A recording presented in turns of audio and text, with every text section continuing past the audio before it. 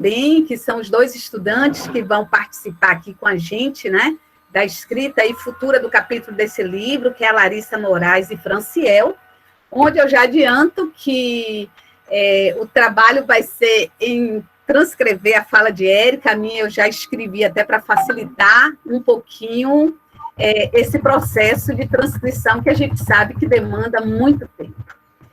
Nós sabemos que os impactos, né, da pandemia, né, da Covid-19 na saúde, na economia, de países e em populações de condições de vulnerabilidades, ganham agenda de discussão relativa às medidas de enfrentamento da crise econômica.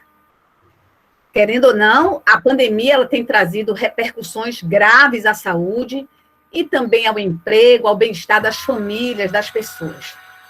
É claro que, neste contexto epidêmico, as estratégias de enfrentamento incidem na recuperação econômica, pois elas visam reduzir falência de empresa, desemprego, além de focar nas populações em situação de vulnerabilidade, aí sim, para evitar as iniquidades sociais.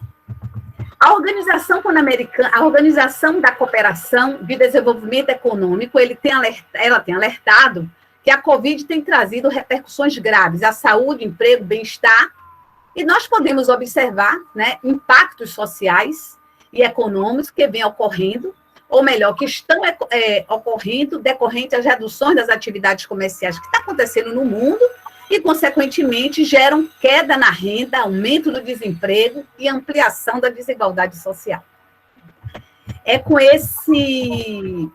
Para compreendermos, vamos pensar assim, melhor, os principais impactos socioeconômicos para o Brasil e o mundo, e a dinâmica proposta para esta sessão de hoje, né, que eu convidei a professora Érica, do Instituto de Saúde Coletiva, Érica Aragão, que está presente nessa sala, ela virtual, mas ela é real.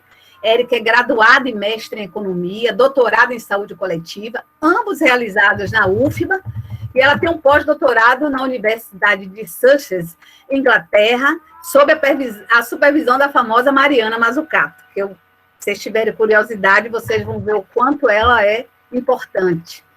É pesquisadora, colaboradora da Fundação Fiocruz, né, Oswaldo Cruz, ela integra o Programa de Economia, Tecnologia, Inovação e Saúde do ISC-UFBA e o INCT de Inovação em Doenças Negligenciadas.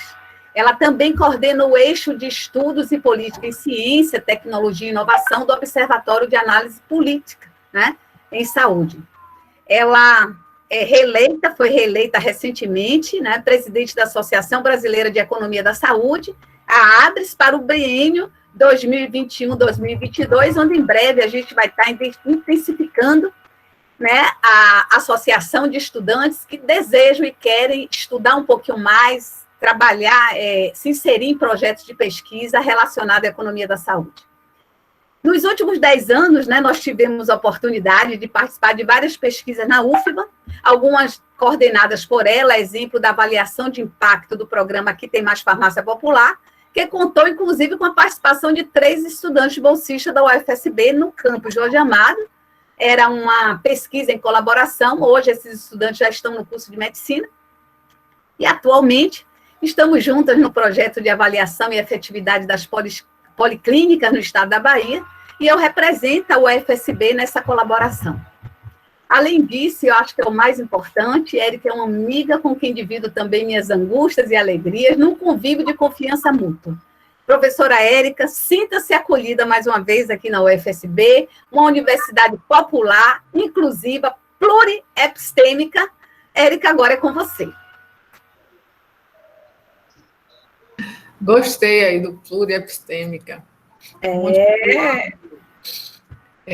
Primeiro, agradecer o convite, né, de Jane, professora Jane, que, como ela disse, além de colega, é amiga e companheira de longas datas de várias pesquisas e de vida. E também de lutas comuns, né?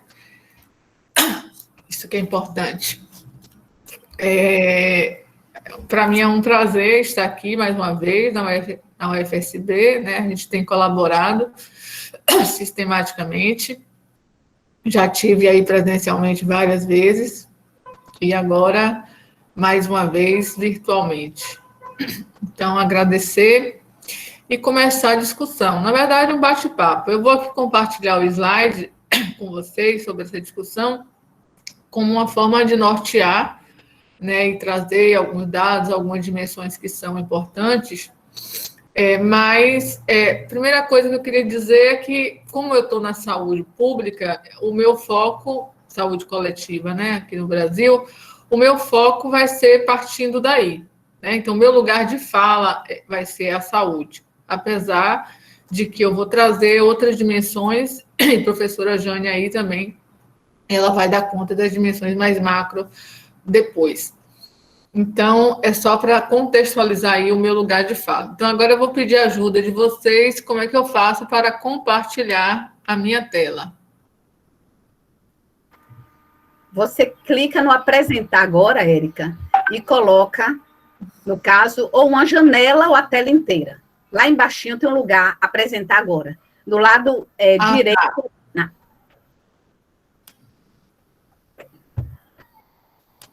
Pronto. É porque aqui é o Meet, eu normalmente uso o Google, ou o Zoom.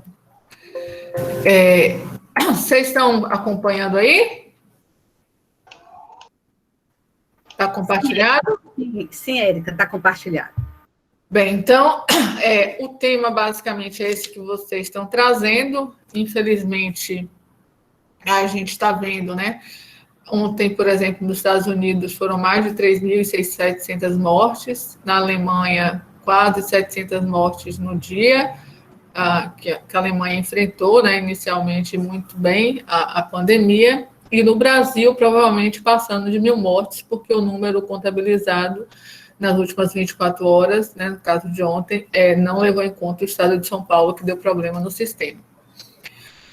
Então, com a pandemia no mundo, em termos macro, eu vou começar e depois ver quais são os desafios para o Brasil, tomando como referência a questão do financiamento do SUS e o desafio que vai ser a vacinação, né? E a gente vai ver os desafios de como um país com a nossa frágil estrutura de desenvolvimento produtivo, nosso complexo industrial da saúde muito ainda frágil, ela vai ter para conseguir para vacinar os brasileiros. Essa é uma das dimensões, mas como o Jane falou, são várias. Então, é importante a gente destacar que a gente não pode desconsiderar que a crise que vai ser provocada por essa pandemia ainda é bem subestimada, porque a gente não sabe a dimensão dela, né? Essa segunda onda e até que ponto as vacinas elas vão dar conta de dirimir a pandemia, porque a gente não sabe ainda como o vírus irá se comportar. Então, já foram mais, aqui está 25, mas já foram mais de 30 milhões de empregos perdidos, e isso já ultrapassou os números de desempregados provocados pela crise de 2008. É interessante destacar também que o efeito dessa pandemia, ele vai refletir diferentemente nos países que vão ter cenários, né, vão ter situações diferentes, tanto de renda quanto de desigualdade. A outra questão importante é que muitos dos países que têm de renda mais elevada, eles vão ter mais capacidade de garantir incentivos fiscais para protegerem os níveis de emprego, renda e, inclusive, colocar mais recursos nos sistemas de saúde. E, nesse caso, a América Latina, particularmente o Brasil, que está tendo medidas bastante desarticuladas, vai ter um desafio com certeza maior para dar conta disso. É interessante a gente mostrar que essa pandemia, né, até pela velocidade do conhecimento, já são milhares de artigos publicados sobre isso, nos mais diferentes temas, e, inclusive, em relação ao efeito da crise da pandemia nos indicadores socioeconômicos, inclusive eu, Jane e outros colegas somos coautores no artigo que trata disso, liderado lá pela professora Samira do Instituto de Saúde Coletiva. Jane vai tratar disso mais adiante. Mas uma das questões que eu quero ressaltar é que a pandemia, ela amplia as desigualdades, mas para ampliar desigualdade significa que está tendo a concentração de renda em algum lugar, né? Então, durante esse período, a soma de riqueza, por exemplo, dos bilionários do mundo superou pela primeira vez a marca de 10 trilhões. Isso até novembro desse ano, até outubro desse ano, né? A pesquisa foi feita entre abril e julho. Então, a gente vê que, se de um lado, pessoas estão perdendo emprego, as desigualdades estão aumentando, por outro lado, há um grupo que está ficando mais rico. E a outra dimensão que eu vou tratar aqui ao longo da apresentação é que, ao longo, vários estudiosos, vários economistas, diferentes vertentes, e isso é interessante pontuar, né, porque mesmo alguns economistas com a tradição histórica ortodoxa, eles têm argumentado que a ausência de uma política social, de um aparato do Estado, ela tende a fazer com que os estados nacionais, os países, eles vão demorar mais a se recuperar. Bem, e nesse contexto a gente vê, inclusive, instituições como o FI, eu vou pedir desculpa porque eu vou tossir, eu estou com sinusite, não tem jeito. Eu sei que é desagradável, mas eu já peço desculpa antecipadamente. Que o FMI, Banco Mundial e outras instituições que são claramente ortodoxas, que historicamente orientam a redução do Estado na economia, que recentemente o Banco Mundial estava aí no Brasil orientando a entrada do capital privado na atenção básica, enfim. O discurso, os relatórios gerados por essas entidades, elas, na verdade, começam a recomendar, diante da imensa catástrofe que é a pandemia, medidas extremamente que a gente chama de keynesianas, ou seja, mais participação do Estado na economia, né? Ou seja, mais participação do Estado, colocando recursos para garantir emprego, renda, de um lado. Do outro lado, políticas tributárias para aumentar a tributação para as pessoas mais ricas, taxação de grandes fortunas, ou seja, políticas tributárias menos regressivas. A política tributária do Brasil é uma das mais regressivas do mundo, né? A gente tributa muito mais a população mais pobre, o imposto de renda sobre a renda, ele é muito pequeno em relação à arrecadação com o imposto de circulação de mercadoria, que é um imposto que afeta da mesma maneira os ricos e os pobres. Então, o Banco Mundial, por exemplo, estima que o número de pessoas que vivem em extrema pobreza, ou seja, com apenas 1,59 dólares por dia, irá atingir 150 milhões de pessoas até 2021. E desse montante, 8 em 10 cada novos pobres estarão em países de média renda, baixa e média renda, como o Brasil. Isso é uma questão que a gente deve se preocupar. Ou seja, se a gente não tiver política de proteção social, o nosso quadro não vai ser muito favorável nos próximos anos. A gente viu que aí, recentemente, saiu a publicação da taxa de desemprego do Brasil, e a gente viu que a gente está com uma das maiores taxas das últimas décadas, com quase 15 milhões de desempregados. Pessoas na idade ativa, né, economicamente ativas. O Banco Mundial prevê retração de 5%, isso aí tem sido revisado, então os números podem variar um pouco, mas nesse relatório ele previu retração de 5,2% do PIB global, o FMI fez uma previsão de 3%, de menos 3%, e as maiores quedas estarão nos países da América Latina e Caribe, né? Vamos lá. E o que é que isso traz para a gente, né? A gente pensando, eu vou trazer aqui inicialmente o SUS, mas vou depois mostrar uma questão mais ampla. Isso, na verdade, vai ser um desafio enorme, porque para superar esse desafio, a gente vai ter que ter políticas que consigam fazer uma aproximação da lógica produtiva com a lógica social, que é o que o SUS criado lá na Constituição de 1988, ele busca fazer o desafio imenso de subfinanciamento e, mais recentemente, de desfinanciamento, né? Então, essa aproximação dessa lógica produtiva, da lógica social, ela não é fácil de fazer. E o próprio SUS, lá na Lei Orgânica da Saúde 8080, já previa, por exemplo, que a política de saúde, para promover o acesso igualitário em todos os níveis de assistência, ela deveria passar por uma questão de política de desenvolvimento produtivo, né? Ou seja, produzir medicamentos, equipamentos imunobiológicos, por exemplo, insumos de interesse para a saúde, passa por uma articulação com política de desenvolvimento industrial, política de financiamento para empresas fazerem isso, e o próprio Estado fazer esse tipo de produção quando for extremamente estratégico, como é o caso do Brasil, que tem laboratórios públicos.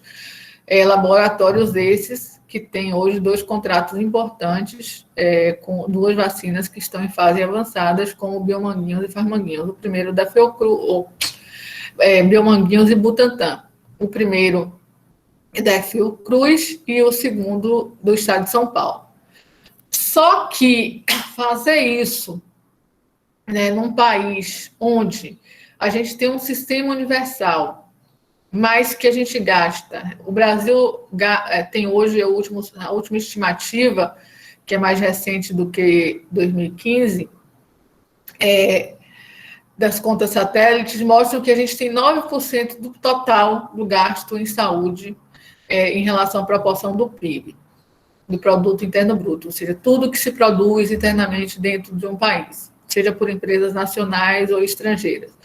Só que o gasto público com saúde desse montante é só 3,8%. Significa dizer que a maior parte do gasto com saúde é feito pela iniciativa privada. Está na iniciativa privada, ou seja, basicamente, que gastos são esses? São gastos que as pessoas fazem do próprio bolso para comprar medicamento, pagar consulta, etc., e os planos de saúde. Uma outra questão que a gente tem que se preocupar, se a gente for falar em termos de enfrentamento da pandemia no Brasil, é a mudança da estrutura de financiamento. Eu mais adiante vou chamar a atenção, porque isso é um desafio, e vocês estão aí num território, vocês estão aí no interior, uma cidade que está na Teixeira de Freitas, enfim, diferentes territórios, e isso é um desafio para cidades, principalmente de médio e pequeno porte. Ou seja, se em 2000 a União tinha quase 60% da participação do financiamento do SUS, em 2019 era só 42%. E o que é que isso significa? Um peso muito maior para os estados e, sobretudo, para os municípios. E a gente sabe que os municípios têm uma capacidade muito menor de arrecadação para poder fazer jus a essas despesas. Do outro lado não, ainda a gente está do lado dos gastos com saúde. Então, esse número aí é de 2017, mas a gente tem hoje em torno de 8 trilhões de gasto com saúde no mundo, trilhões de dólares, tá? E lembrando que uma parte significativa desses gastos são privados. Um grande problema da saúde, a gente está vendo agora com a questão das vacinas, que é um caso emblemático, é que os gastos estão associados à renda dos países. Então, a gente precisa, portanto, ter políticas que garantam, políticas regulatórias que comecem a permitir, no caso dos brasileiros, ou os países daquelas populações que não têm estruturas produtivas muito robustas, que elas, de alguma forma, tenham acesso a essas tecnologias que vão permitir o enfrentamento da pandemia. A tecnologia atualmente mais discutida da vacina, porque o coronavírus, a Covid-19, ela é causada por um vírus e é, portanto, uma doença que pode ser prevenida por vacina. Só que isso traz um dilema, porque o acesso a essas vacinas vai estar muito atrelado à renda e à capacidade negocial dos países. Bem, em relação a uma outra dimensão importante, é que para você fazer pesquisa, a gente precisa de dinheiro, né, de recursos. E no Brasil, vejam, a gente investiu no Ministério da Ciência e Tecnologia, então aqui está 352 milhões, porque foi uma lei específica, uma medida previsória específica, que depois virou lei, mas foi em torno de 400 milhões de reais. Então, é muito pouco dinheiro, né? Os Estados Unidos colocou só em uma vacina 2 bilhões de dólares, né, para a pesquisa. E para o projeto de lei orçamentária de 2021, é previsto para o Ministério da Ciência e Tecnologia apenas 2,7 bilhões de reais, que do ponto de vista de pesquisa, para pesquisa e desenvolvimento, é um recurso realmente irrisório. E o que a gente tem que entender compreender que os custos da inovação, eles são responsáveis pelo aumento de preço, né, das tecnologias. E isso vai pressionar, portanto, o sistema de saúde. Ou seja, você bota tecnologias mais caras, isso a gente viu historicamente com várias doenças, né, sobretudo novas tecnologias para artrite reumatoide, câncer, diabetes, os anticorpos monoclonais descobertos lá que foram patenteados inicialmente lá nos anos 80, e que viraram depois blockbusters da indústria farmacêutica, e que eu vou mostrar aqui que são responsáveis por boa parte do faturamento dessas empresas. E agora, a corrida pelas vacinas, que se tem de um lado, pelo lado dos estados, né, a busca por reduzir os danos para a saúde e para a questão socioeconômica, por outro lado, tem também uma corrida das empresas para aumentarem o seu faturamento e os seus lucros. E os gastos com saúde, eles vão crescer mais rápido nos países com os maiores PIBs, né?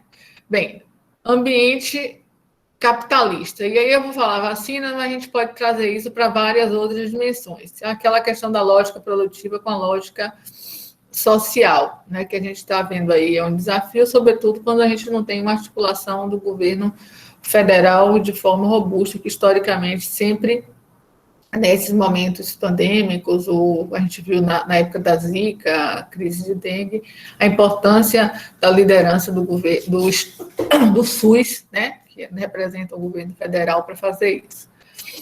Então, aquelas novas drogas, elas prometiam, né, e prometem revolucionar a questão do tratamento, mas elas não são acessíveis a uma parte muito pequena da população, e no caso do SUS, elas pressionam, né? O SUS gasta em torno de 5%, 5 a 7% de recurso contrário. 50% dos gastos do SUS com medicamentos é para biológicos, no entanto, isso representa menos de 7% em termos de quantidade. Então, ou seja, o valor unitário é muito grande. E aí vem o nosso desafio, de a gente pensar a questão de acesso, né? Aqui são as maiores companhias em venda em 2019. Isso aí muda porque tem fusão, aquisição, tem alguns estudos que a Johnson está na frente, porque tem a questão não só em vendas, mas também em valor de mercado. Mas esse é o número de uma fonte que está a Pfizer como líder de venda. A Pfizer, se vocês recordam, é a que teve a primeira vacina por RNA mensageiro aprovada e que já está aplicada lá no Reino Unido, em parceria com a uma empresa biotecnológica alemã, a Biogen, e que, portanto, a gente tem, por outro lado, aqui duas outras, que é a Johnson, que também tem uma vacina, né, em andamento, inclusive teste clínico aqui no Hospital das Clínicas, e a AstraZeneca, que é com a vacina da Oxford. Agora, quem são essas empresas, né? E para onde é que vai, pós-pandemia, os recursos que que os estados colocaram nessas empresas? Foram muitos recursos que foram colocados nessas empresas. Esse é o número de 2016, o faturamento já mudou, mas eu não consegui essa atualização mais recente, mas só para vocês terem uma noção de como esses blockbusters, essas tecnologias que significam muito recurso para essas empresas, elas são importantes, por isso que elas são muito agressivas nas suas negociações, como a gente está vendo agora com a vacina. Então, se a gente pegar a AbbVie, por exemplo, a gente está vendo, o Mira é um líder de venda, atualmente é um dos biológicos que é líder de venda, e aqui são 16 bilhões de dólares em 2016. Continua líder de venda, mas se você pegar esses 3 medicamentos dessa empresa, vai representar quase 70% do faturamento dela, né? Empresas como a Johnson & Johnson têm um portfólio muito mais variado, e como a Pfizer também, mas sobretudo a Johnson & Johnson, mas a gente vê que alguns poucos medicamentos respondem por boa parte do faturamento. E aqui a gente vê, nesse caso da AbbVie, que isso é marcante. Então, a gente vai ver que com essas vacinas aí, provavelmente elas vão significar fatia importante do faturamento dessas empresas. Então, o que está acontecendo? Eu vou pegar a vacina como exemplo, mas isso serve para todo o conjunto dos insumos e outras tecnologias que vão ser utilizadas para o enfrentamento da Covid. E lembrando que isso significa não só gasto, né? Porque essas empresas, quando a gente fala de complexo econômico industrial da saúde, que é o que se discute no Brasil, mas internacionalmente também tem, na literatura a gente chama, tem outras nomenclaturas, tem vários autores como Doze, Mariana Mazzucato, Orsenigo, né, que são um conjunto de um sistema que a gente chama de segmento industrial, que tem uma articulação com o setor de serviço e que, portanto, tem uma influência dupla.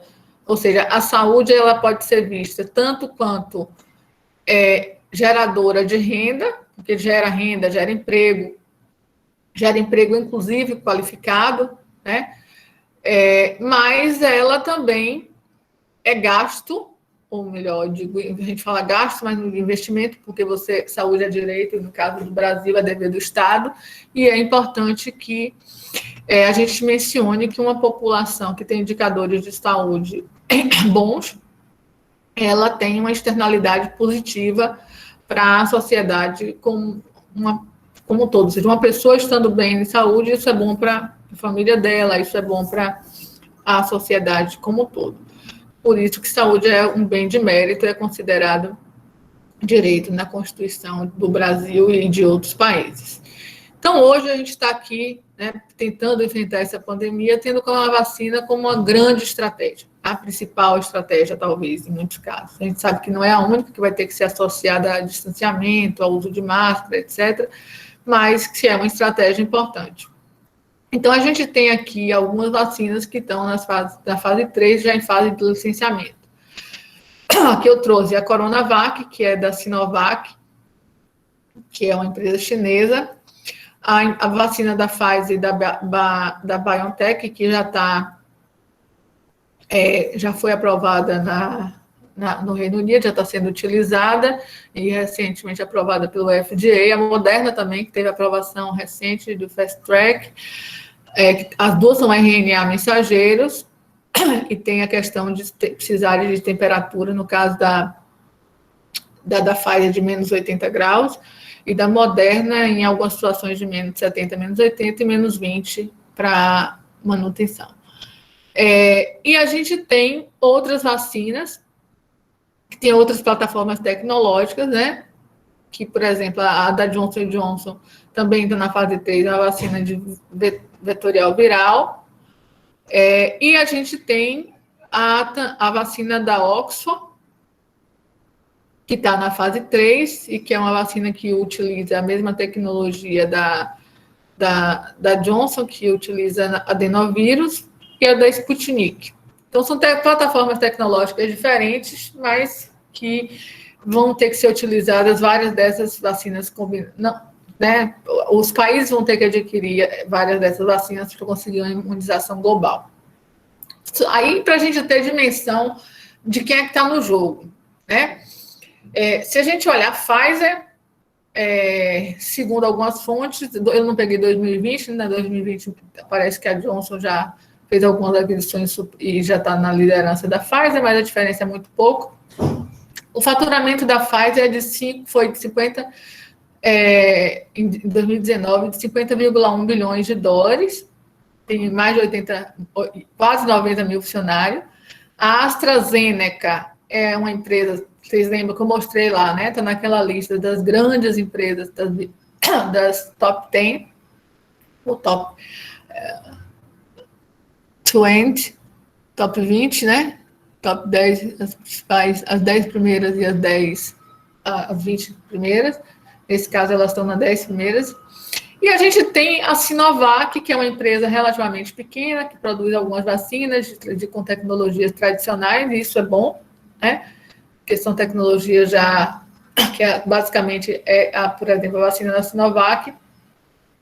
A da Pfizer usa RNA mensageiro, altamente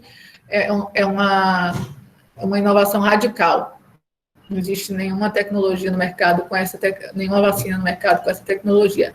A da AstraZeneca e da Oxford é com vetor, que usa adenovírus, no caso, se eu não me engano, de macaco. A da Sinovac é vírus inativado, que é basicamente a tecnologia que o Butantan mais domina.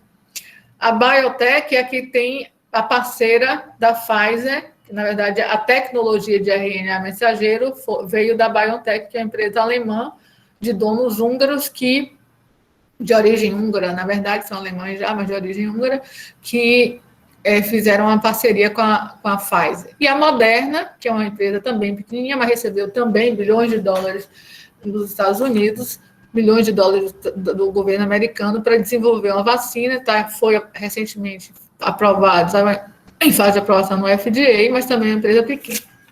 Isso vai mudar muito rapidamente. Daqui a 2, 3 anos a gente vai ver que com essas vacinas no mercado, essas empresas que são atualmente pequenas, elas vão virar empresas rapidamente grandes, porque não existe nenhuma... A proposta de tornar a vacina um bem público foi recusada, e, portanto, essas empresas elas vão receber remuneração, né? Ou seja, os frutos, né, de terem as patentes desses medicamentos, dessas vacinas.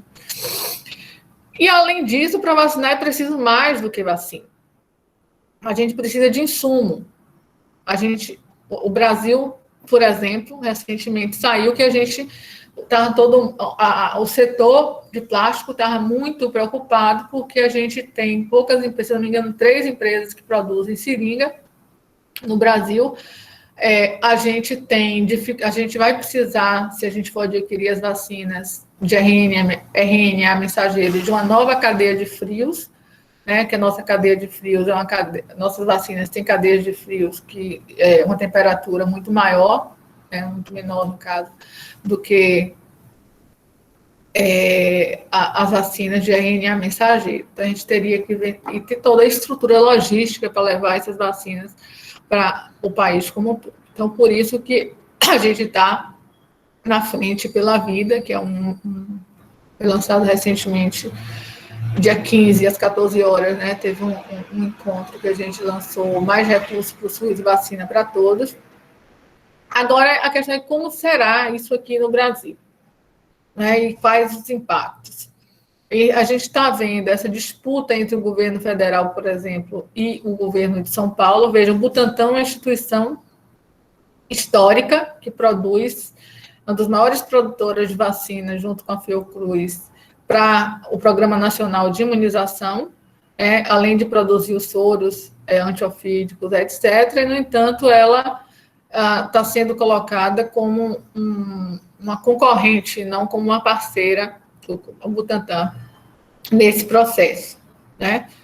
Então, a gente tem que ver como é que o Brasil vai se comportar aí para associar essa vacina da Sinovac, que já parece que tem mostrado aí efetividade eficácia elevada, e é uma vacina, como eu falei, de vírus inativado, portanto, uma vacina bastante segura. E a gente tem um outro problema. Para o ano que vem, a gente não tem orçamento extra no nosso projeto de lei orçamentária para a questão do desenvolvimento para o SUS. Ou seja, a EC 95 congelou os gastos por 20 anos até 2036, ela limita o gasto público e, se não tem recurso a gente está fazendo, que eu te falei, o movimento da Frente pela Vida foi pressionando o Congresso para mudar esse projeto de lei e incluir recursos para enfrentamento da Covid e dos problemas represados, né, que durante a pandemia não foram resolvidos. Muitas doenças, problemas, cirurgias eletivas e outros problemas de saúde que vão aparecer por aí, inclusive as questões de saúde mental, que a gente sabe que vai bater mais adiante. Só que a gente tem um problema sério, que são as assimetrias de propriedade intelectual em termos internacionais, que eu já mostrei para vocês. Os 10 principais origens de patente, na verdade, são dos Estados Unidos, China, Japão, etc., França, e são elas que detêm essas tecnologias e que têm a capacidade, portanto, de negociar.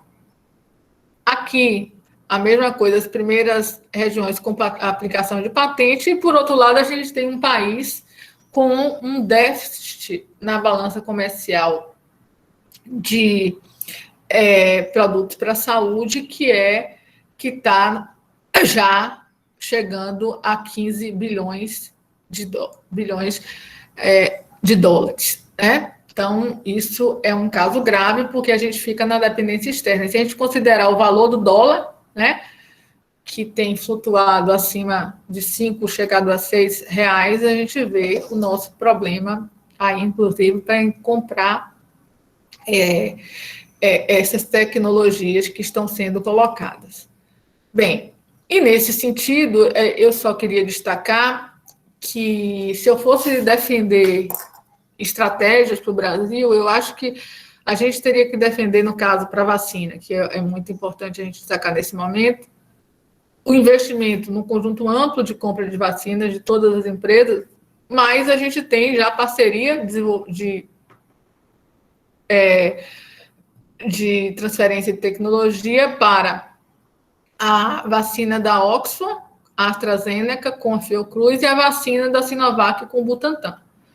Então, se a gente tem já contratos de transferência de tecnologia para que o Brasil possa produzir essas vacinas, eu acho que a gente tem que investir, o país tem que, além de investir na compra das outras, investir fortemente nessas duas vertentes, porque isso tornaria a gente menos dependente de vacinas produzidas por outros países e que, portanto, não seriam importadas. A gente importaria o princípio ativo, mas teria muito mais independência para a produção dessas tecnologias. Mas, por outro lado, a gente vai enfrentar aí o desafio que é o subfinanciamento e agora o desfinanciamento da saúde.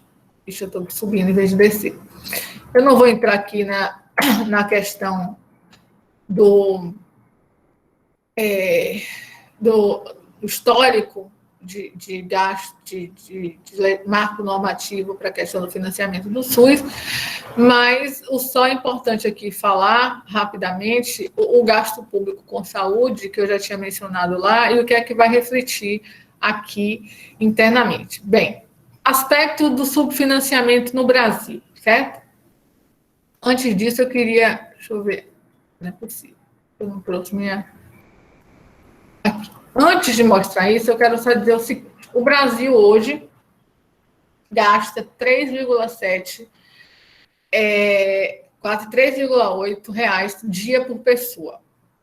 Ou seja, para dar conta de tudo, desde fazer curativo, fazer transplante, comprar medicamento, vigilância sanitária, vigilância epidemiológica. Né? Então, é um valor muito pequeno. Eu desafio qualquer entidade privada a fazer isso, a tanto com tão pouco recurso. Então, voltando àquilo que eu estava chamando a atenção de vocês, vamos agora para isso. O Reino Unido, a gente tem... Você lembra que o Brasil é 3,8% arredondando de gasto público? No Reino Unido, são 7,9% do gasto público. Né? Então, a gente tem aí uma diferença imensa, se a gente for considerar, inclusive, o valor per capita. O Reino Unido tem muito menos gente que o Brasil, portanto, o valor per capita deles, ou seja, o valor por cidadão é muito, muito maior do que o nosso, para enfrentar os desafios que a gente tem.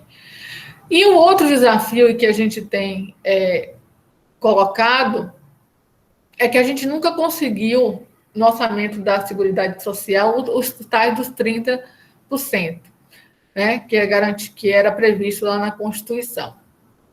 E uma outra questão que a gente tem que discutir é a questão que tem a ver com reforma tributária, que a Jane vai chamar lá a atenção, é a questão de gasto tributário. A gente tem uma renúncia fiscal que no total da função saúde, a gente faz uma renúncia de quase 50 bilhões de reais, ou seja, é 1/3 do que o Ministério da Saúde coloca para a saúde, de renúncia fiscal, ou seja, que vai para subsidiar plano de saúde privado, programas como o PROAD SUS, etc.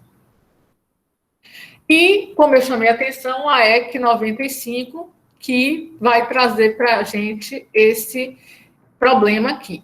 De 2018 a 2020, um cálculo feito por um grupo de colegas, e eu estou nessa equipe, a gente estimou que com a EC 95, desde 2018 até agora, a gente já perdeu 22 bilhões, se a gente considerar a regra anterior de 15% da receita líquida. Né? Ou seja, 22 bilhões a menos é muito. Bem, do ponto de vista percentual, a gente, em 2019, empenhou 13,54%, né? Ou seja, o equivalente do gasto foi 13,4% em relação à receita líquida, ou seja, a gente está perdendo recurso também proporcionalmente. E essa é a nossa realidade para 2021. Ou seja, um piso de 123 bilhões, aqui eu estou falando do governo federal, tá, gente?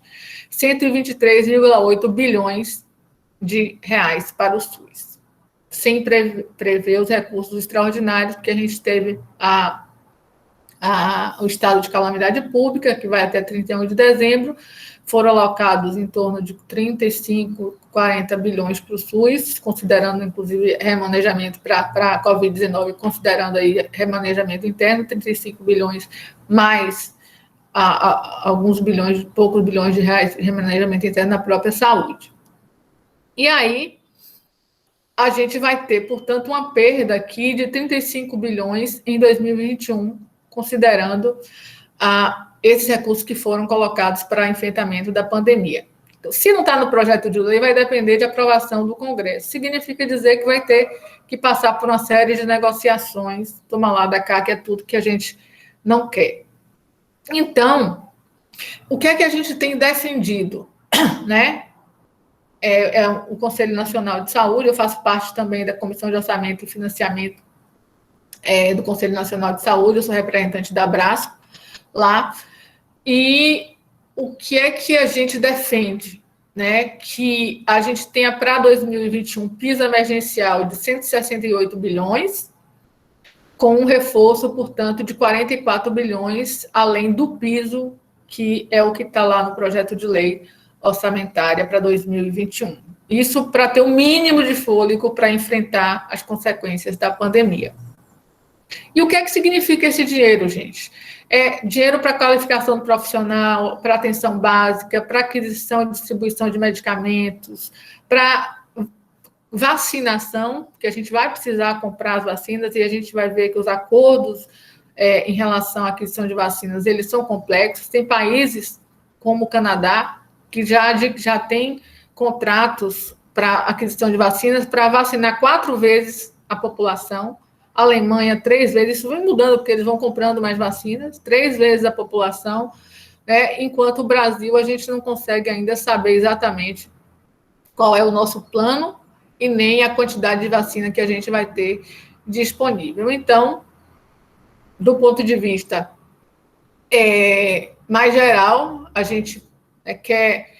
Eu vou chamar a atenção de questões mais importantes, que é a revogação da EC 95, que limita gastos com saúde e gastos em geral, gastos do setor público, uma regra fiscal, né, que permita que haja mais recurso para financiamento do emprego, renda e outras questões além da saúde, e que possa, portanto, retomar o crescimento econômico. Porque a gente viu que instituições como o Banco Mundial, o FMI e outras estão colocando a questão dos gastos públicos como forma estratégica de estimular os países para retomarem o crescimento, e foi o que a gente viu com a crise lá de 2008. Os países que investiram em aumentar gasto público e aumentar a seguridade social foram aqueles países que retomaram mais rápido o crescimento da tributação. Então, aprimorar a gestão da dívida ativa, sem dúvida, rever a renúncia fiscal, revisão e criação de novos tributos. Então, aí a gente não vou entrar no detalhe de novas fontes de financiamento, e aquilo que eu chamei a atenção, que os estudos mostram que as políticas de austeridade implicam negativamente o financiamento e a garantia do direito à saúde, e não só o direito à saúde, mas também implicam negativamente a questão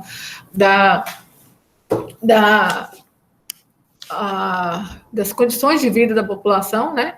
Emprego, renda, etc., e que, no caso específico da saúde, o congelamento do orçamento não garantirá o mesmo grau de acesso e qualidade de bens e serviços à população brasileira. E é uma questão que a gente vai ter que avaliar. Então, aqui são alguns estudos mostrando essa relação entre política de austeridade e impacto negativo à saúde, e lembrando, reforçando que, para além dos outros segmentos, porque saúde é intersetorial, né? Você não consegue fazer saúde só dentro do Ministério da Saúde, você precisa de ciência e tecnologia, precisa de educação, precisa de infraestrutura. Então, o Banco Mundial está defendendo mais participação, que defendia mais participação do setor privado, passa a bandeira de mais Estado, né? Ou seja, aquilo que eles estavam colocando lá em 2019, eles vão rever.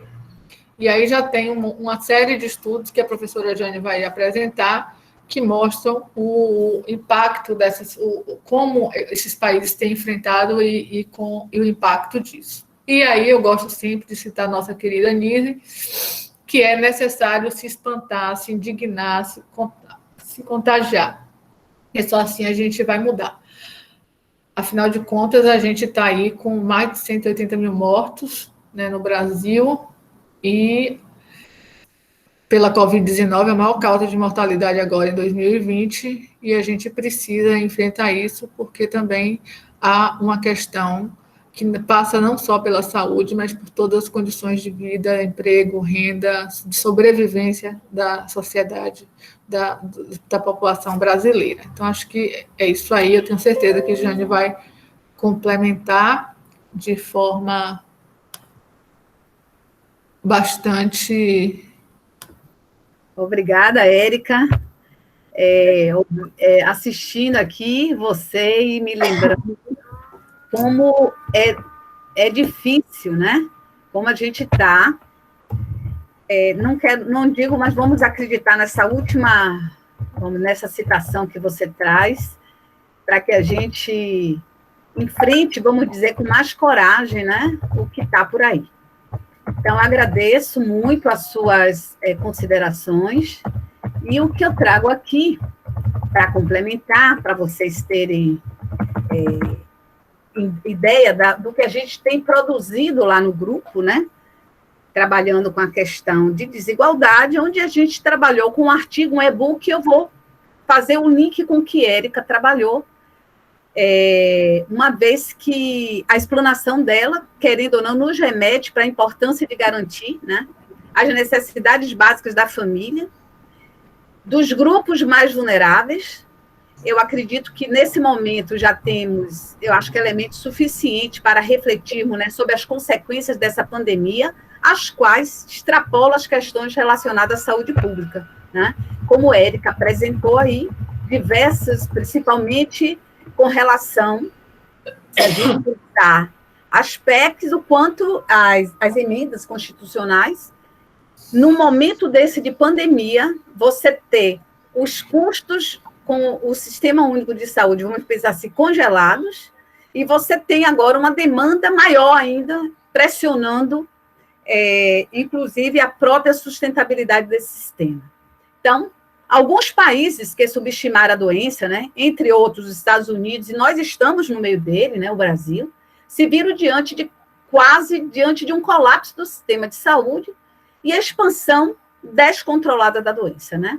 Apesar da chegada da vacina em alguns países, o planejamento nacional, como a Érica trouxe alguns elementos, e a gente vai ter um seminário específico sobre as vacinas, né? O planejamento nacional para imunizar uma população, ela perpassa pela aquisição de vacina, insumos, seringa, agulha, entre outros, associada ainda à taxa de transmissibilidade, né? Incidência, continua exigindo dos governos, do Estado, a adoção de uma série de estratégias, né, que continuam impactando as pessoas e as empresas no mundo, né?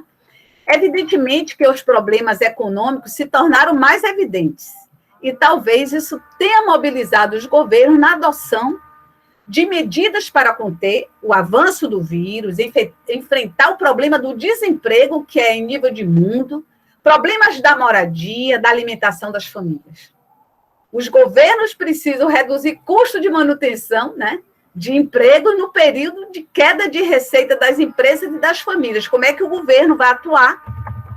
Onde, em decorrência da pandemia, muitas empresas fecharam, e eles tiveram, vamos dizer assim, os países, os governos, os estados, adotaram algumas medidas, e a gente vai ver o que, mais ou menos um pouquinho aqui, o que cada um fez, né, de diferente ou de igual, para a gente comparar com o que é que o Brasil vem fazendo.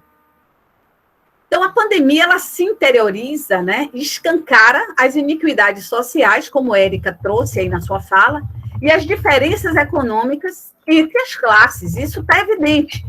A Covid, entre aspas, acomete todos, mas ele tem um endereço, que são as pessoas em situações de mais vulnerabilidade. Se a gente pensar na sociedade brasileira, as pessoas à margem, né, pessoas pobres e, pensando em Brasil, negras, né? A gente ainda pega com esse lado aí da questão da doença.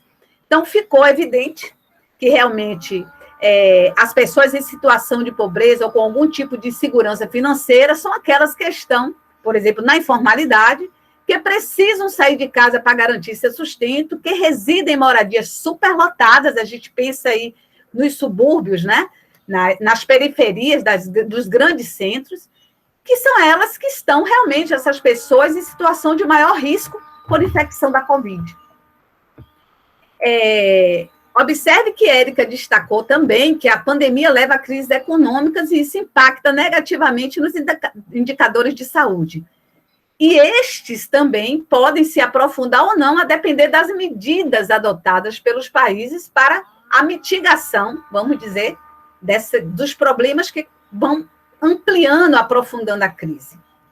Recuperar uma economia significa garantir o futuro, principalmente das pequenas e médias empresas, pois elas são que assumem um importante papel na economia, isso a gente sabe. As grandes empresas estão automatizadas, gente. Quem emprega são as médias e pequenas empresas e precisam estar prontas para atender a demanda quando for restabelecida, né? Então, é um grande desafio aí para o governo você segurar, recuperar essas empresas que muitas fecharam. Alguns estudos apontam as estratégias de mitigação dos efeitos econômicos e sociais, né, que foram provocados pela pandemia.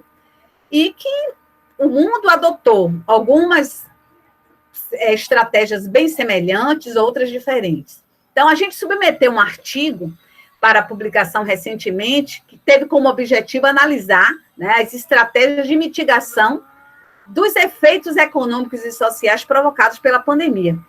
Na realidade, foi um artigo de revisão de escopo, onde os achados foram muito bem interessantes. Eu vou trazer apenas alguns elementozinhos aqui para a gente, sobre essas estratégias, para a gente pensando no Brasil, porque eu vou terminar com o Brasil, as estratégias adotadas aqui no Brasil, para suscitar a nossa discussão, que isso é que vai ser mais interessante. Por exemplo, na Austrália, o governo gastou em torno de 259 bilhões de apoio fiscal e patrimonial, né? Aproximadamente 13,3% do PIB anual. Ele também, na Austrália, forneceu suporte financeiro para as famílias e indivíduos, incluindo a população de baixa renda, aposentados, beneficiários de outros seguros sociais. Também liberou aposentadoria, reduziu taxas de previdência social em resposta à baixa taxa de juros.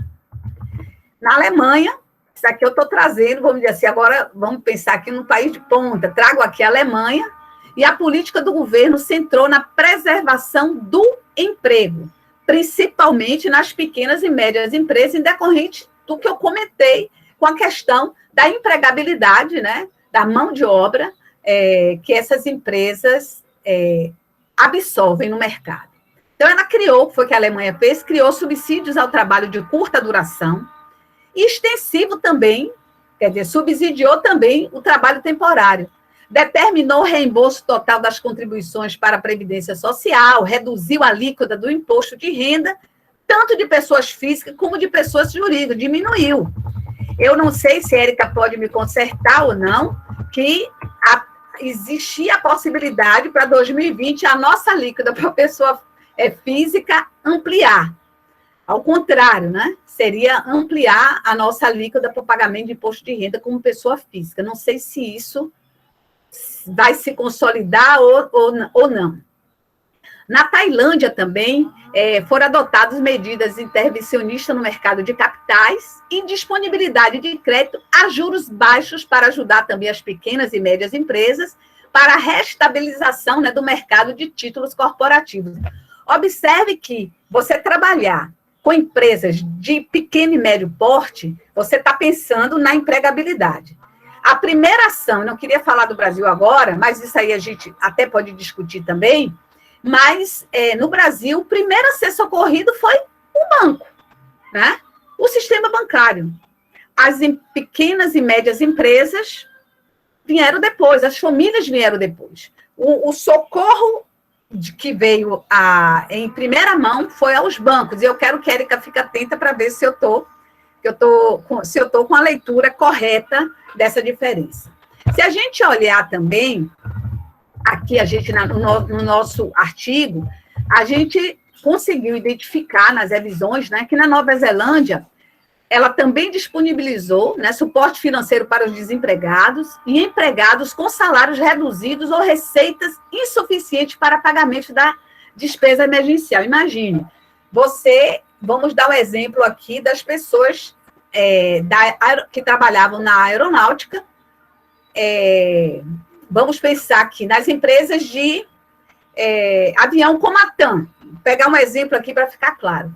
Você pegou parte dos pilotos, você fechou, né? Não estava tendo voos, você permaneceu com essas pessoas em casa, recebendo um vale-transporte, recebendo o pagamento do seguro de saúde, e você não tinha salário. E como é que as pessoas pagam no seu cotidiano suas contas se você não tem salário, né? Então, foi isso que aconteceu com algumas empresas, não foi só a TAM, não, outras também. E você observe que houve uma preocupação na Nova Zelândia de subsidiar, né, dar esse suporte financeiro para quem teve seus salários reduzidos, porque as contas não diminuíram, né? As contas não diminuíram. Alguns países, por exemplo, o Canadá, ele subsidiou o pagamento de aluguel, alguns também de água, de luz, de gás, né? Foi feito, vamos dizer assim, algumas medidas diferentes para proteger essa população. Também, ainda na Nova Zelândia, apoiou os moradores da zona rural no pagamento das contas domésticas, como eu falei, e criou uma rede de apoio para planejamento financeiro para as pessoas economizarem suas contas e outras despesas. Quer dizer, bem, eu não tive problema na minha renda, eu continuo trabalhando remoto, não houve problema com minha renda, mas o governo disponibilizou aí uma rede de apoio para que você consiga se planejar, né, suas despesas em cima de sua receita, para que você consiga economizar pensando no futuro. Então, foram medidas adotadas lá na Nova Zelândia. Também foi disponibilizado linhas telefônicas para denúncia de abusos, suportes contra violência doméstica, que a gente diferenciados para mulheres, né? Idosos, crianças e pessoas dependentes economicamente. Observe que a violência aumentou muito principalmente, gente, se a gente pensar nas questões da desigualdade, se você pegar as pessoas em situação de vulnerabilidade, a violência está muito grande nessa população, com relação, principalmente às mulheres, a questão em casa, né? Com relação à bebida, né? Dentro dessas casas agora, e você tem que conviver o tempo inteiro com essas pessoas. Então, a violência ampliou bastante. A gente viu os Estados Unidos, aí foi comentado, além da ajuda, né, financeira para empresas, subsídios com relação também a impostos, ajuda às famílias, houve um programa, eles investiram em um programa nacional de almoço escolar, né, que estimulou várias iniciativas de alimentação, que envolvia escola, estabelecimento de refeições auxiliares, para, querendo ou não, ajudar, né, a população que mais precisava. Além do apoio, né, financeiro no âmbito federal, para ampliar a assistência nutricional em todo o território nacional dos Estados Unidos. Recentemente, né, esses dados, entre outros, a gente não abordou só isso no artigo, a gente tem vários falando ainda da China, mas para não ficar longo, eu quero entrar no Brasil, pelo horário, nas medidas adotadas no Brasil, para que a gente possa discutir, à luz, né, dessas medidas adotadas fora do Brasil, para que a gente possa refletir sobre a nossa situação interna. Então, recentemente, a gente escreveu um capítulo chamado Impactos Sociais e Econômicos da Covid, na realidade, é um e-book que vai ser lançado, eu acho que é o volume 2, se eu não estou enganado, vai ser lançado, acho que é hoje ou amanhã, hoje, a Rede Covid, né, de Ciência, Informação e Solidariedade. A UFSB está representada por mim, professor Tom, e a professora Lina, lá do campus Alcígenes Costa. Contou com a colaboração de professores do ISC, da UFSB, técnicos do Instituto de Pesquisa Aplicada, IPE, a Comissão de Orçamento e Financiamento, né, do Conselho Nacional de Saúde, cujo texto ele traz, na realidade, uma reflexão sobre as ações desenvolvidas, né, para os grupos em situação de vulnerabilidade social, que foi o foco desse nosso estudo. As principais medidas, né, identificadas pelos autores do estudo, desse capítulo, né, para o combate aos efeitos econômicos da Covid no Brasil, tiveram 3 focos. O primeiro foi com relação à manutenção do emprego, segundo, com relação ao auxílio das famílias, e terceiro, pela proteção, né, das empresas, o que é que foi adotado aqui no Brasil. Então, com relação às principais medidas adotadas, que envolvem, por exemplo, investimentos emergenciais na saúde, proteção econômica à população mais vulnerável, garantia de sobrevivência das empresas e de manutenção do emprego, inicialmente, isso a gente não pode esquecer, o governo propôs como uma renda per capita, né, de R$250. É importante lembrar, para que a gente não saia da linha, né, do pensamento para a nossa reflexão, e faz parte dessa história, que por solicitação do Ministério da Economia, por exemplo, o IPEA, ele elaborou um estudo sobre o impacto esperado, né, sobre a população de baixa renda cadastrada, e que corresponde mais ou menos a 30% da população brasileira, e eles propuseram, por exemplo, um salário, uma renda per capita familiar em torno de R$ 522,50 para o auxílio a essas famílias. Quer dizer, já ampliando o valor oferecido pelo governo.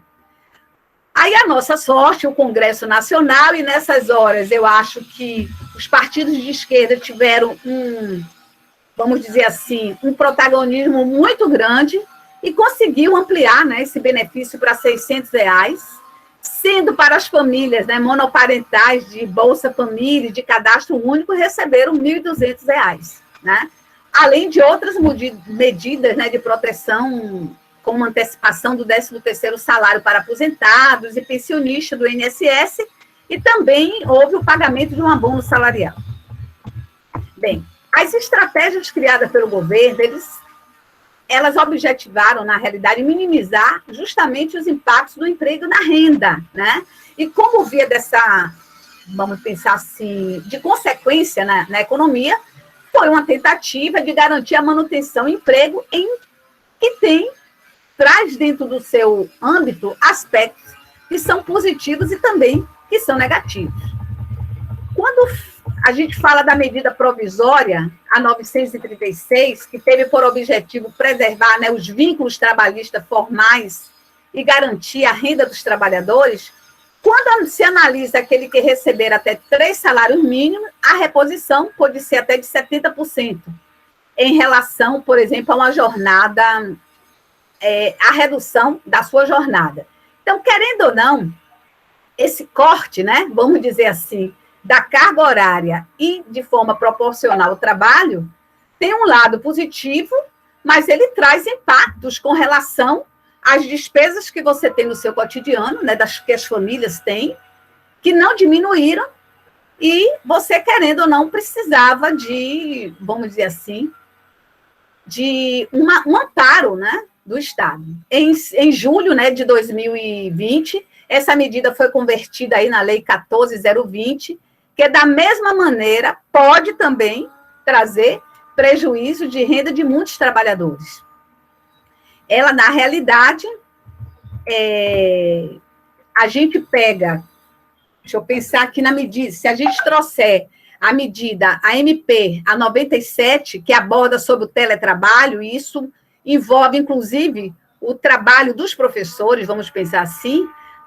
Houve antecipação de férias individuais, concessão de férias coletivas, aproveitamento e antecipação de feriados, a universidade usou essa estratégia, vários municípios aqui, como Salvador também, banco de horas, suspensão de exigências administrativas em segurança e saúde no trabalho, deferimento do recolhimento do fundo de garantia. Então, foram elementos que trouxeram muitas críticas, eu acho que cabe a gente ampliar a discussão aqui no coletivo dessas medidas provisórias, que, querendo ou não, trouxeram impacto grande para as famílias e para a empresa também. O auxílio emergencial, ele, na realidade, ele diminuiu, e aí a gente reconhece o impacto negativo da perda dos trabalhos, mas no artigo a gente traz duas provocações. Primeiro, qual a capacidade, né, de atingir aqueles que realmente necessitaram? O auxílio emergencial atendeu a todos, porque a gente traz aqui na nossa memória que, inicialmente, esses cadastros você tinha que fazer em um site, né, em um aplicativo. Será que a gente não excluiu pessoas que não tiveram capacidade de fazer esse cadastramento?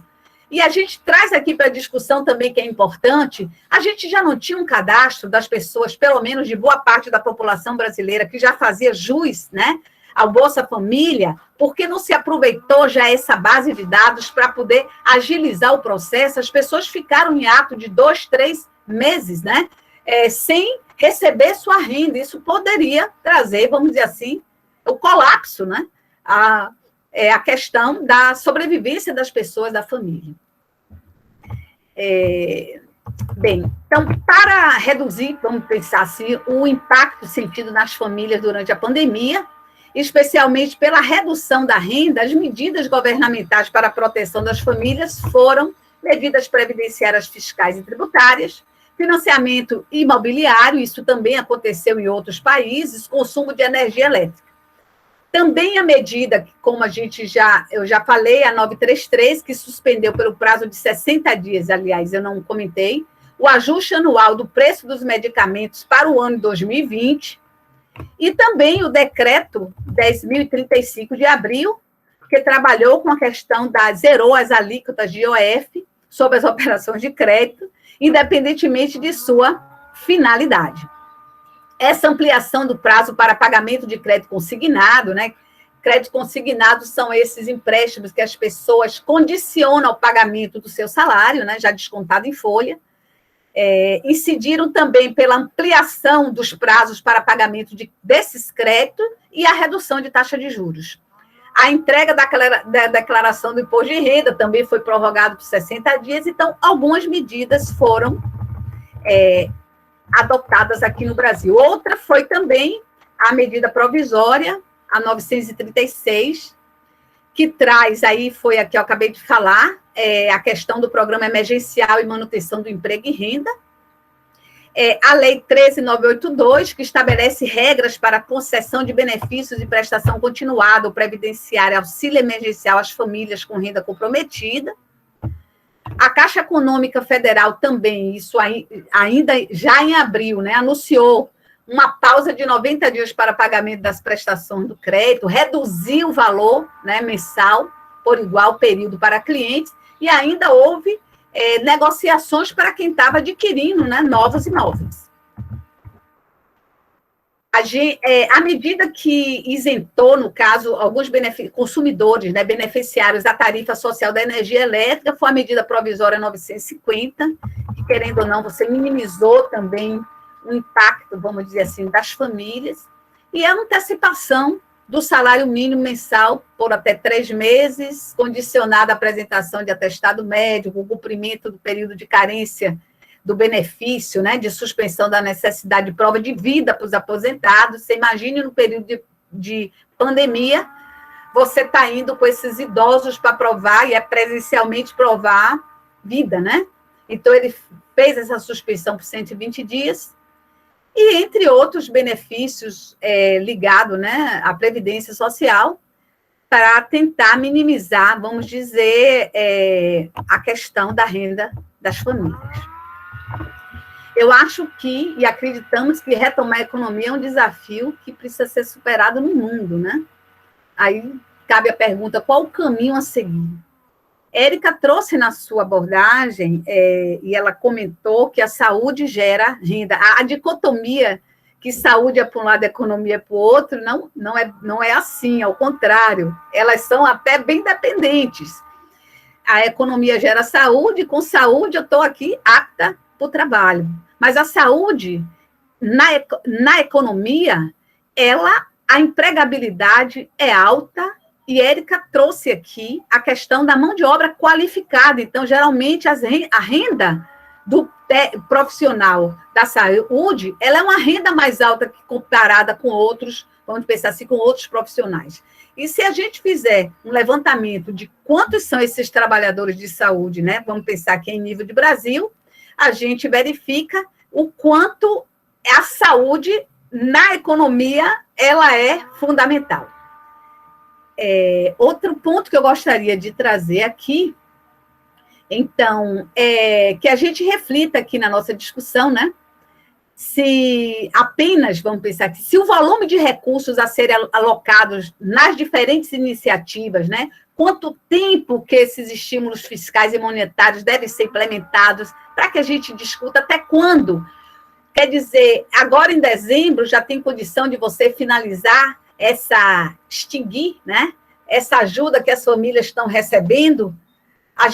Quais são as perspectivas da gente para 2021 com relação ao emprego, né?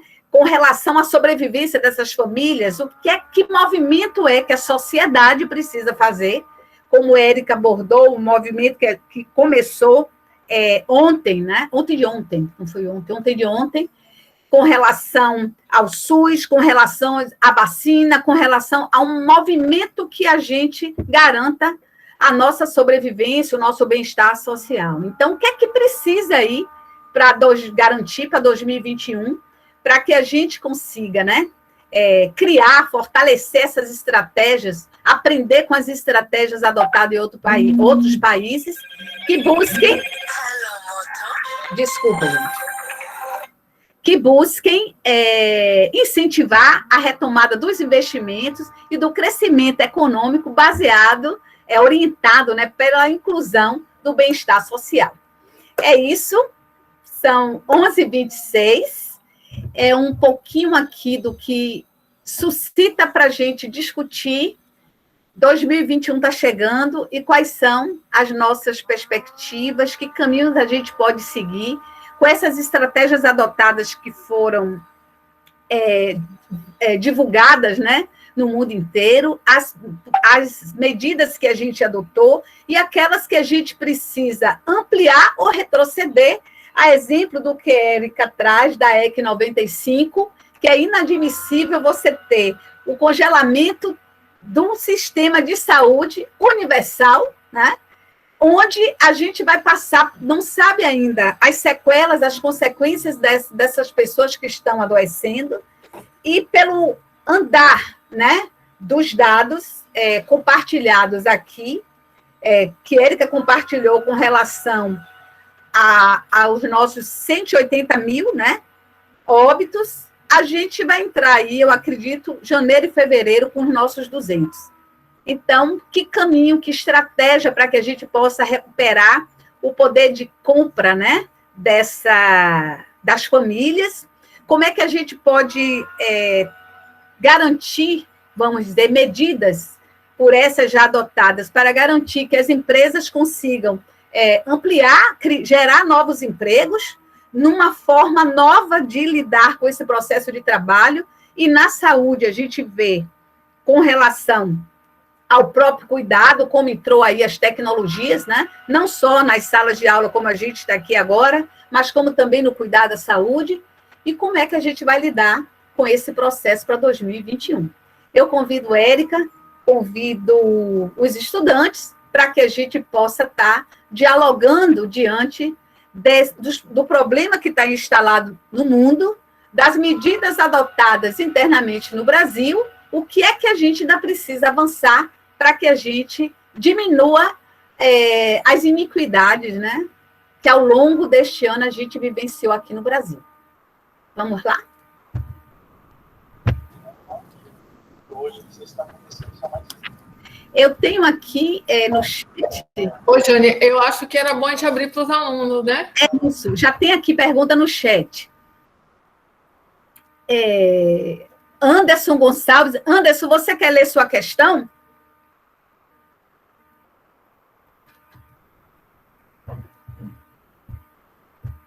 Anderson? Ele colocou aqui. Você quer ler o seu comentário?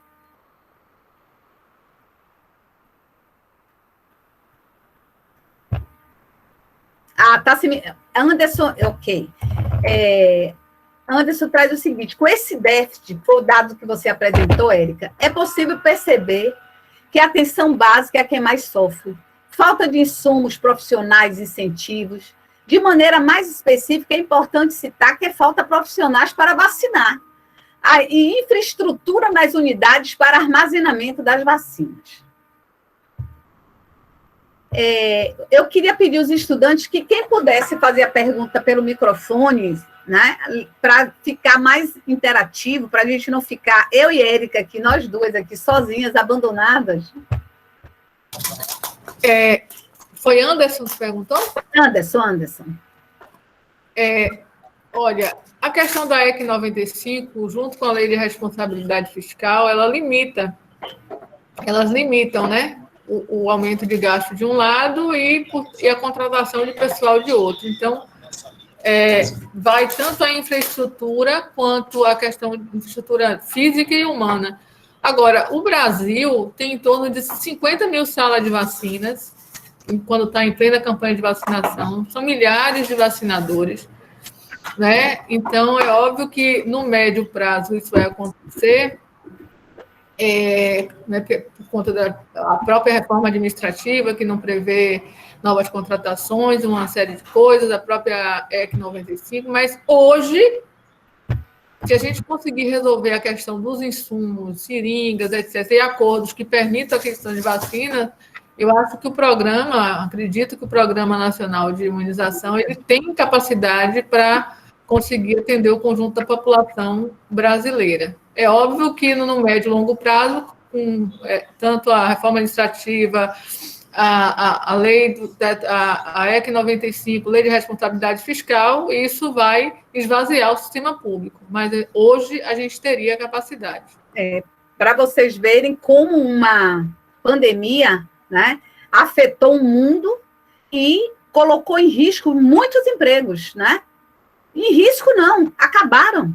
Muitas empresas fecharam, e se a gente pensar como retomar, né, o crescimento, como crescer, né, desenvolver, criar novas frentes de emprego, se a gente não, primeiro, tiver uma população saudável, que aí entra na questão que Anderson traz com relação à vacina. O nosso Programa Nacional de Imunização é um programa que é premiado e que serve aí de exemplo para diversos países. O problema vai além de vacinar, né? Vacina a população. E como fica a gente, como fica a população, vamos dizer assim, vacinada, pós-pandemia, e os empregos, né? Como é que retorna o cotidiano da vida das pessoas com relação à frente que tem aí do empobrecimento dessas famílias, bora dizer, pensando aqui no Brasil, que medidas que a gente precisa buscar, lutar de proteção social para que a gente consiga, vamos dizer assim, continuar a viver a nossa vida. Quem mais gostaria de fazer pergunta, gente? Camila, eles enviaram questão? Diga, Anderson. Consegui aqui o microfone. Entrei no celular. Sim, eu queria fazer uma pergunta em relação a, por exemplo, profissionais que são afastados acima de 60 anos e pessoas que têm comorbidades. Como vai ser em relação a essa dificuldade de profissional, de mão de obra, para estar lidando com essa questão da vacina? Qual é essa demanda, no caso? Você fala da questão dos profissionais que se afastam, que não estão podendo ir para o trabalho, como fica com relação ao quê, Anderson? A questão da vacinação, Jane, porque o que é que está acontecendo? Existe um conjunto de profissionais, o déficit que a gente está preocupado, né? Mas por isso que a gente está na Frente pela Vida, batalhando pela extensão da questão do estado de emergência, porque ele permite, Anderson, que nesse momento, quando você declara estado de emergência, que você flexibilize essas regras, entendeu? Então, a gente está em duas frentes. A ampliação do estado de emergência, porque a gente está vendo que a Covid está voltando a ter o patamar de mais de 1.000 mortes de dia, né? A vacina não vai resolver no curto prazo. E, portanto, isso irá garantir que você possa contratar pessoal provisório para fazer isso. Agora, no médio e no longo prazo, depois que acabar o estado emergencial, aí vão existir, a gente vai ver como é que a vacinação vai funcionar, se vai proteger essas pessoas, aí é uma série de questões que a gente não tem como responder nesse momento. Mas para hoje, para a gente conseguir vacinar hoje, ter gente, ter recurso, a gente precisa ampliar o estado emergencial e ampliar o recurso da PELOA, do projeto de lei orçamentário para 2021. Antônio Xavier traz aqui o que esperar em um cenário de pandemia, recessão, desarticulação dos entes federados, desfinanciamento do SUS, política neoliberal e Cadê? Sumiu aqui? Necropolítica. Tempestade perfeita, oportunidade perfeita, tanto para melhor como para pior. Antônio Xavier traz essa questão, Érica. E a gente ainda tem, quando ele traz aqui a questão da desarticulação dos entes federados, é difícil, a gente está sentindo agora, no próprio, dificuldade de manter o isolamento, dificuldade de usar uma máscara, né? Lavagem das mãos, quando você tem, que aí combina com o que você traz, Antônio Xavier, que é a questão de você ter o município, as autoridades municipais, vamos dizer assim, as secretarias trabalhando em um contexto, Estado trabalhando em outro e o governo federal em outro. Então, é difícil. Nós estamos lidando, ainda mais lidando com as fake news, o que dificulta ainda mais, nesse cenário de pandemia, você está levando, vamos dizer assim, refletindo sobre realidades. Vamos pensar, na Bahia na Bahia a gente tem, apesar de ser de partidos diferentes, né, vamos dizer, a Prefeitura de Salvador e o governo do Estado, no momento agora de pandemia, houve, querendo ou não, uma articulação para a adoção dessas medidas. E mesmo assim, mesmo articulado, a gente sentiu a pressão. Você tinha que ter alguém maior lá na frente, vamos dizer assim, sendo exemplo, é o que a gente não tem, que foi o nosso caso do nosso presidente. Então, fica difícil a gente trabalhar, vamos dizer assim, seguir de forma harmônica, onde a gente tem, num momento de pandemia, a gente viu o quanto a política neoliberal é fragilizada, né? Onde a gente precisa, na realidade, de políticas que atendam a população como um todo, a população em geral, né? Da garantia aí dos empregos, né? Não no fechamento, a gente vender as estatais, como é que fica agora quem não tem recursos para pagar, por exemplo, a luz, né? Se a luz está privatizada, a empresa está preocupada se você está em pandemia ou se não teve recurso para pagar a sua luz é cortada, sua água é cortada. Que é diferente em países que também subsidiaram, como eu disse aqui, como o Canadá, outros países que assumiram o pagamento dessas contas básicas de gás, água e luz. Outros países também, além do Canadá. Franciel traz o seguinte: no passado, o Brasil foi marco na quebra da patente dos medicamentos do HIV. No momento atual, as patentes da vacina estão provocando muita polêmica. Considerando o governo atual, será que existe alguma chance de alguma patente da vacina, né, seja quebrada, assim como ocorreu no passado? Primeiro, a gente nunca teve quebra de patente. Esse é um termo utilizado de forma equivocada. O que aconteceu com a Favirenz foi o licenciamento compulsório, que é algo previsto na normativa internacional de propriedade intelectual. O que aconteceu com a Favirenz? A gente teve a empresa que vendia o medicamento, ela vendia esse medicamento por preços muito diferentes para os diversos países da América Latina. E existem 3 situações, não vou me lembrar agora, mas existem 3 situações que você pode fazer licenciamento compulsório. Em casos de pandemia, epidemia, calamidade pública, coisa dessa natureza, que é o que a gente está passando, e em casos de negociação inadequada, ou seja, quando a empresa que tem a patente, que detém a patente, ela não fornece informações suficientes para que justifique o preço que ela cobra daquele país. Então, ela cobrava, vou me recordar agora, mas ela cobrava, digamos, R$10 a cartela para o Brasil e R$1 a cartela para o Uruguai. E foram feitas várias rodadas de negociação. O Brasil perguntou formalmente, ela não respondeu, perguntou formalmente, ela não respondeu. Ele passou por todas as etapas e a empresa não respondeu. Quando a empresa não responde, você faz um licenciamento compulsório. Isso é previsto em norma, então a gente nunca quebrou patente. E o que tem é uma ameaça das instituições, na época, de fazer represália ao Brasil por cumprir a regra, né? Ou seja, a empresa que não cumpriu a regra. E, portanto, o Brasil fez o licenciamento compulsório. Que o que deveria ter acontecido era uma negociação de preço para convergir o preço que ela cobrava em outros países. Ou que ela justificasse, eu cobro mais por isso, por isso, por isso. ela não fez nenhuma coisa nem outra. Portanto, que a gente não teve nenhuma retaliação internacional no âmbito da OMC, nem âmbito nenhum, porque a gente cumpriu todas as normas internacionais.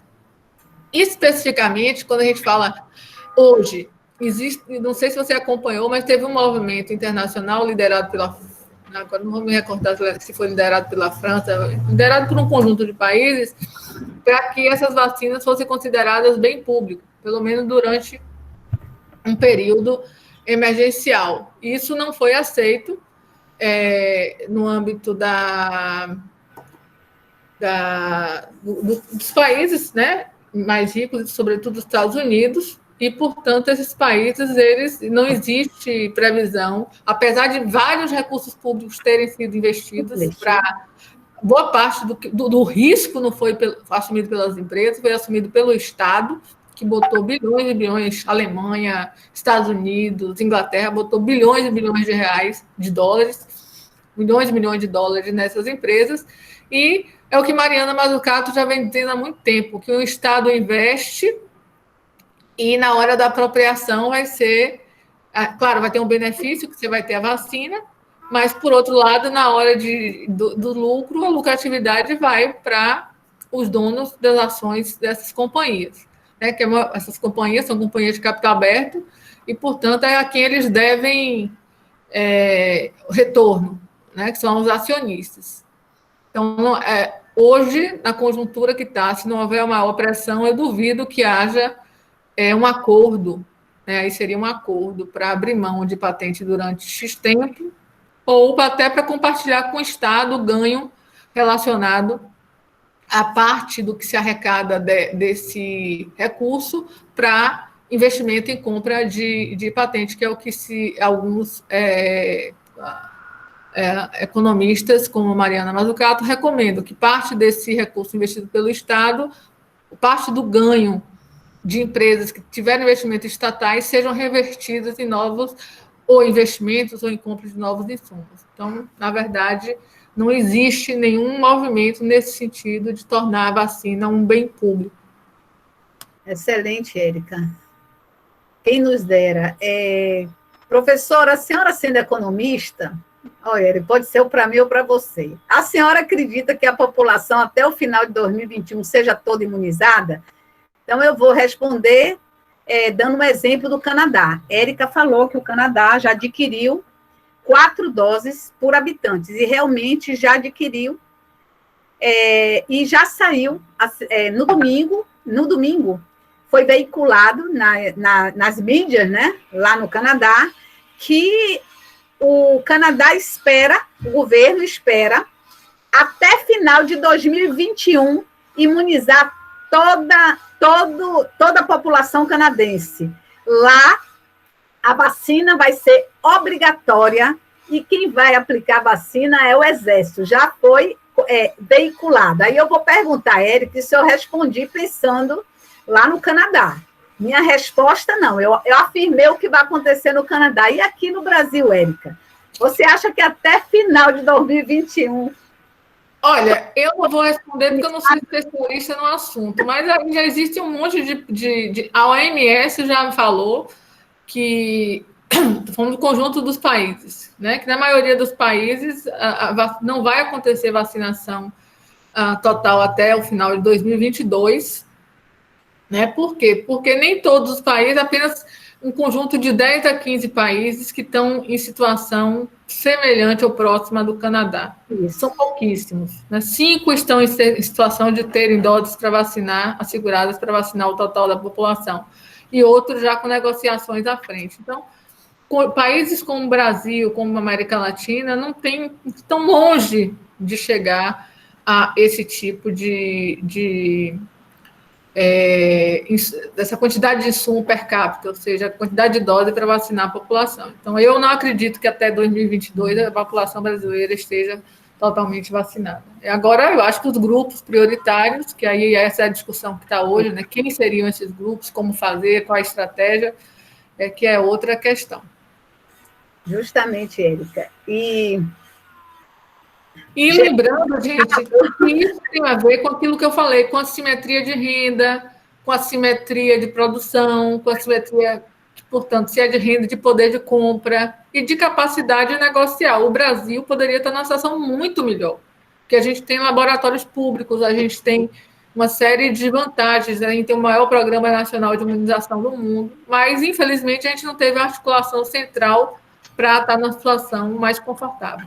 Pois é, porque a gente ficou, na realidade, esperando a famosa imunização, né? O rebanho, e aí a gente viu, como não só a gente, outros países também, a dificuldade que hoje a gente vai enfrentar para correr atrás do prejuízo, né? Perdemos o tempo necessário. Observe que, se a gente pensar na lógica do mercado, a gente precisa fortalecer, incentivar, disponibilizar crédito para as empresas que produzam, passem a produzir aquilo que a gente necessita. E, nesse momento, internamente, se a gente pensar no contexto dessa pandemia, a gente precisa da seringa, precisa da agulha, precisa do álcool, precisa do algodão, a gente precisa das máscaras, a gente precisa de EPI. Só pensando nesse contexto da pandemia, a necessidade, né, que ela trouxe para as sociedades em geral, o quanto a gente poderia estar, né, direcionando recursos, incentivando, principalmente em nível local, as pequenas e médias empresas para estarem produzindo, eu não vou dizer agulha, seringa, mas principalmente os EPIs, que a gente estaria gerando emprego, gerando emprego, renda, e melhorando as condições, né, de vida, né, dessas populações, investindo naquilo que realmente possa vir dar um retorno mais rápido à sociedade. Gente, mais alguma questão? Igor, eu gostei muito desse Jesus amado seu. Mais alguma questão, gente? Camila, eu acho que não tem mais nenhuma questão. Você gostaria de fazer alguma consideração? Ou uma questão? Eu gostaria de agradecer as duas por esse momento. Eu fiquei aqui refletindo numa fala que a professora Jane trouxe, e eu acho que resume um pouco tudo que a gente discute nessa manhã, que é esse momento de pandemia veio escancarar as desigualdades sociais, as iniquidades sociais, que tanta gente já fala, tanta gente já estuda, a gente já sabe, mas a pandemia acho que veio enfatizar ainda mais todo esse processo de desigual que a gente vive, e não só na perspectiva nacional, mas assim, a gente viu como o nosso país, infelizmente, ainda está, como a professora Erika disse, a gente poderia estar numa situação em relação ao plano de imunização muitíssimo melhor, mas como a gente está atrasado ainda, como a gente ainda tem tanto a evoluir, tanto a conquistar. E é muito triste a gente perceber que precisou de uma pandemia nessas circunstâncias, nessas proporções, para esses discursos, para esses diálogos se potencializarem, se intensificarem a nível nacional, assim, e mobilizar tantas frentes, tantas pessoas, tantas frentes diferentes. Então, eu acho que... E aí, eu nunca vou me esquecer, logo no início da pandemia, que a gente estava naquelas angústias e falta de leito, e aquela luta, aquela briga mesmo por respiradores, né? E que a gente, o governo do estado tinha feito uma compra de ventiladores mecânicos na China, e aí depois a gente ficou sabendo que acho que foram os Estados Unidos que passaram à frente da Bahia e pegaram esses respiradores. Então, uma coisa muito louca que a gente vivenciou e que a gente está vivenciando até então, e que demonstra, assim, muitas fragilidades ainda no nosso país, justamente, eu acredito que por essa falta de articulação central, por essa falta de planejamento, né, assim, vindo do federal e a nível estadual, local, para que a gente pudesse, de uma certa maneira, tentar enfrentar esse processo de uma maneira menos pior, um pouco mais tranquila. Então, é um processo muitíssimo delicado, muito difícil, e eu acho que é isso, foi um momento que a gente parou para perceber ainda mais as potencialidades que envolvem essas desigualdades sociais em saúde, as iniquidades sociais, tudo isso que a gente já sabe que existe, mas que a gente percebeu nesse ano de uma maneira muito mais enfatizada, digamos assim. Então... Érica, é isso mesmo. Érica, para suas considerações finais. Bem, Primeiro, agradecer, Jane, mais uma vez por a oportunidade. É sempre bom estar com os meninos, né? A gente aprende para caramba. Eu digo que o bom de ser professor é que a gente aprende mais do que ensina. É a única profissão que a gente consegue aprender mais do que ensina. A troca é sempre boa. Mas, Camila, eu concordo com você que escancarou as iniquidades, mas, por outro lado, também escancarou a importância dos sistemas públicos de saúde e a importância do nosso SUS. Da pesquisa, das universidades. Eu acho que é um momento, né, que se a Inglaterra tinha o NHS, o Canadá tinha o sistema dele, que eram patrimônios nacionais, eu acho que a gente está começando a conscientizar a população quanto à importância do SUS, né? A classe média era completamente insensível ao papel do SUS, né? Via o SUS como gasto, com a atenção básica. Hoje eles veem que o SUS que é a vigilância epidemiológica, que é a vigilância sanitária, eles conseguem entender, né, o SUS como... se não fosse o SUS, a gente não teria tido só não, né? Que é demais se tivesse um plano muito de contingência mais efetivo, mas a gente teria muito mais mortos do que a gente teve. A gente teve muitos recuperados, muito cuidados, e foi graças ao SUS. A maior parte dos testes diagnósticos, mais de 70% dos testes diagnósticos foram feitos pelo SUS, PCRs, etc. Então, eu acho que, se de um lado evidenciou as iniquidades, por outro, do ponto de vista do nosso país, é um momento ímpar para a gente conseguir, né, um espaço de briga. Briga é de luta mesmo, para que a gente consiga impor, né, para quem está aí no Congresso, essa importância do SUS e garantir mais recursos para o SUS e tornar esse SUS mais visível e como patrimônio nacional. Quando eu vi o Bahia, que não é nem o time que eu torço, colocar o SUS como emblema e ser uma das camisas mais vendidas, a gente vê que, de alguma forma, a crise também gera algumas oportunidades. Eu acho que é a oportunidade do SUS virar o nosso patrimônio nacional, que é a nossa maior política pública, sem dúvida. Então, é isso aí. Agradecer as contribuições de todos e, mais uma vez, a Jane, a possibilidade de estar aqui. Eu sou otimista, apesar de ter aumentado. Eu acho que a gente tem gente nova, gente lutando, espaço, né, para fazer isso. É triste, porque a gente está vendo um negacionismo no nosso país, não só no nosso país, né? Essa briga geopolítica, onde a gente vê que na hora todo mundo, né, cada um está brigando para garantir para o seu, para a sua população, isso tudo mostra como a gente tem muito a conquistar ainda em termos de articulação internacional e internamente em termos de articulação nacional. Mas, por outro lado, também a gente aí está com um SUS mais visível, um SUS mais tangível, um SUS mais concreto para todo mundo. Excelente, Érica, obrigada. Agradecer os estudantes que estiveram aqui com a gente, dizer que foi muito bom. É importante trazer para a discussão realmente essas questões e que a gente se espelhe, olhe, né, as medidas que vêm sendo adotadas em outros países, que nem sempre servem para a gente, mas saber que a gente pode ir além do que a gente já foi. E aí eu coaduno com a ideia de Érica, as iniquidades estão expostas, mas vamos aproveitar essa oportunidade. E realmente, a luta pelo SUS é nossa, né? A gente precisa fazer com que a gente sinta o mesmo orgulho como a gente viu que foi nas Olimpíadas, né? Da Inglaterra, onde o sistema nacional de saúde deles, que também é um sistema universal como o nosso, foi aclamado, né, pela população. Então, que a gente tenha no SUS uma bandeira e a gente conseguiu, vamos dizer assim, não diminuir ainda a mortalidade em decorrência do sistema que estava apto para atender a nossa população. Camila, muito obrigada, meninos, obrigado aqui. Inclusive, Érica, aqui, ó, os elogios dos estudantes pelas apresentações. Muito obrigada, amiga, mais uma vez, e a gente vai se encontrando aí na próxima semana. Um abraço. Muito obrigada, Camila. Obrigada. Agradeço mais uma vez a presença. Desculpa, professora, pode falar. Eu agradeço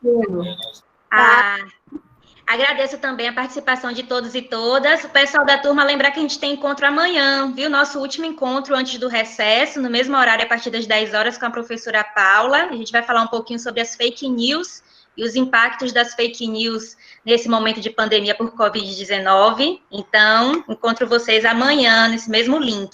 E mais uma vez, professora Érica, professora Jane, muitíssimo obrigada, viu, por esse momento, pelas contribuições e reflexões. Valeu. Beijos a todos. Boa tarde. Boa. Abraços.